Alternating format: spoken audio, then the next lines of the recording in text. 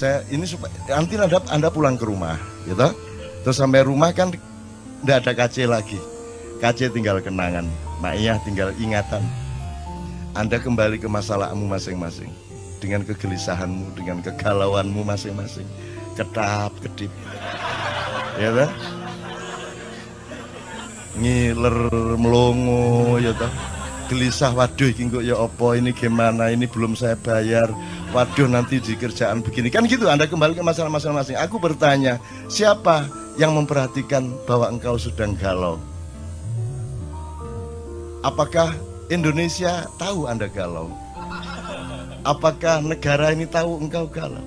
Apakah pemerintah concern terhadap galau? Apakah ada ulama-ulama yang ada di dalam file dan kenangan hatinya bahwa umatnya galau? Kamu akan sendirian nanti di rumah masing-masing. Maka kamu harus punya sahabat sejati dalam hidupmu, sehingga dimanapun engkau berada dalam keadaan apapun saja, engkau memiliki teman. Dan siapakah temanmu yang sejati itu? Maka hadiah handphone. Iya, enggak apa-apa, bagus juga. Karena kalau handphone juga terus terpaksa digadekno, ya kan? Tak kasih saran mudo kon ndek kamar iki. Mudo kok delok-delok dhewe raimu. Kok selentik sabar le. Terus ngilu kok jundu dhewe ala dapurmu gitu ya. Gitu. Oke, saya ingin mengatakan begini. Tolong kembali ke hidupmu yang sejati. Kemanapun engkau pergi, kamu harus selalu memiliki kesadaran untuk berpijak kepada yang sejati. Yang sejati itu gampang. Saya kasih 3 idiom. 1 cangkul, 2 pedang, 3 keris. Jangan dilihat kerisnya sebagai benda, jangan dilihat pedangnya sebagai benda, jangan dilihat cangkulnya sebagai benda, tapi sebagai pemahaman dan kesadaran. Kalau cangkul itu fungsi apa, Dek? Ya mayo, mosok pacul kayak motong rambut kan itu ya. Maksud saya dia berfungsi apa? Berfungsi ekonomi.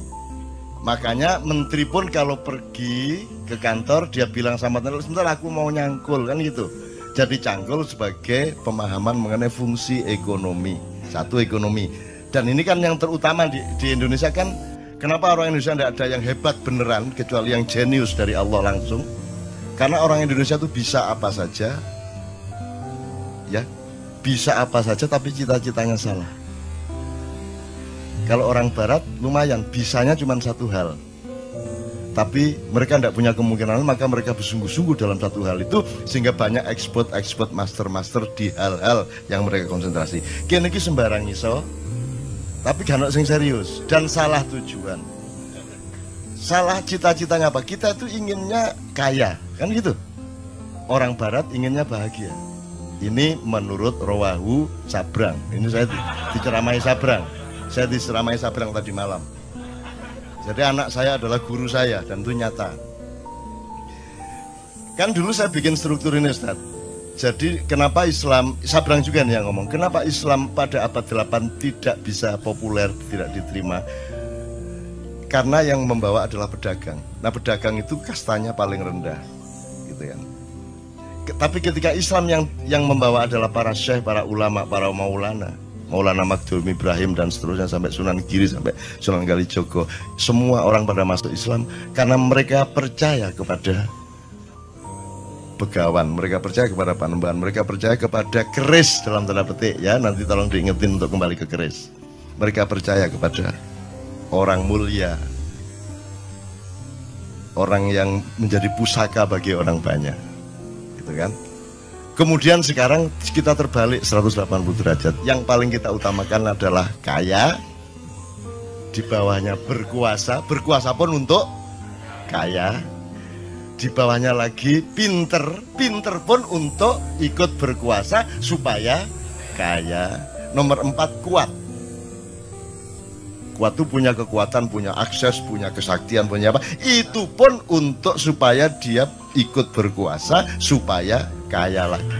Jadi cita-cita kaya. Terus terkenal.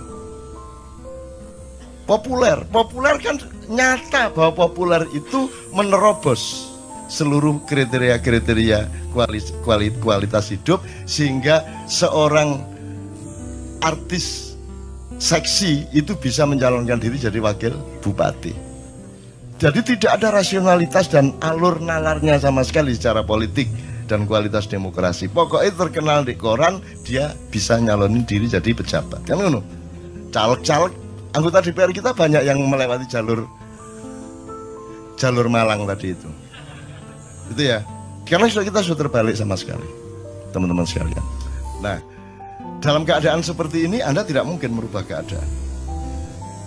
Maka kita harus menciptakan manusia baru. Nah, manusia baru ini saya kasih idiom tadi, keris, pedang, cangkul. Cangkul udah kita tahu fungsi ekonomi.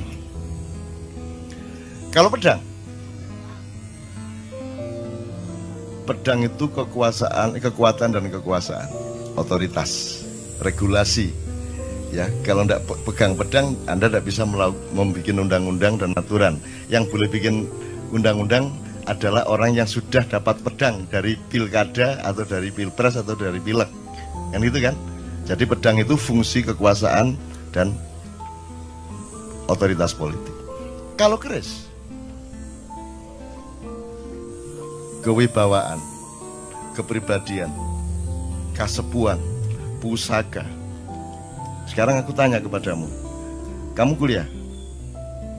Sudah selesai? Sudah selesai? Oke. Kamu kuliah itu untuk cangkul, apa untuk pedang, apa untuk keris? Dah, di kita ini, bukan mulai. Ayo pertanyakan kembali dirimu masing-masing.